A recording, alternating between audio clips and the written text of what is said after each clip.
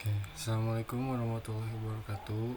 Perkenalkan, nama saya Muhammad Ariza dengan NIM 2404888.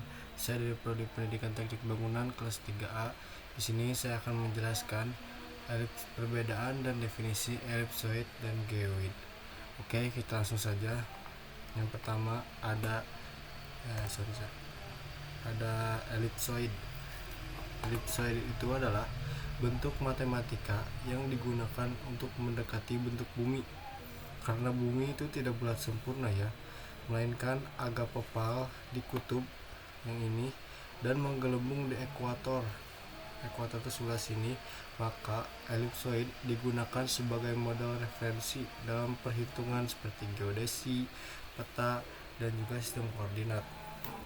Oke, ellipsoid itu didefinisikan secara matematis dengan dua parameter utama, yaitu sumbu panjang A yang daerah sini itu disebut dengan jari-jari ekuator, dan ada juga sumbu pendek yang bagian B itu disebut jari-jari kutub. Oke, jadi sudah terbayang ya.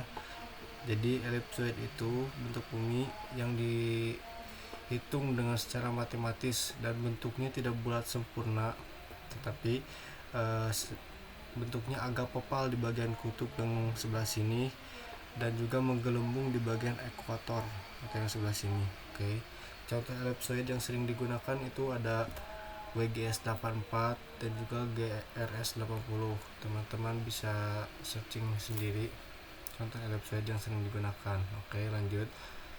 Selanjutnya ada geoid. Geoid itu yang di bagian sini yang hijau rada tua, itu adalah bentuk permukaan bumi yang mengikuti bidang potensial gravitasi rata-rata lautan.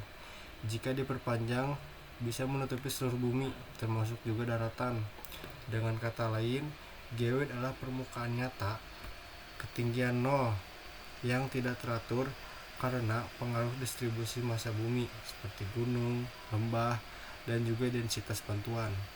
Geoid itu sangat penting untuk pengukuran ketinggian. Jadi geoid ini dia mengikuti gravitasi lautan. Oke. Dan jika diperpanjang dia bisa menutupi seluruh bumi termasuk juga daratan. Oke, selanjutnya ini ada perbedaan utama antara ellipsoid dan juga geoid.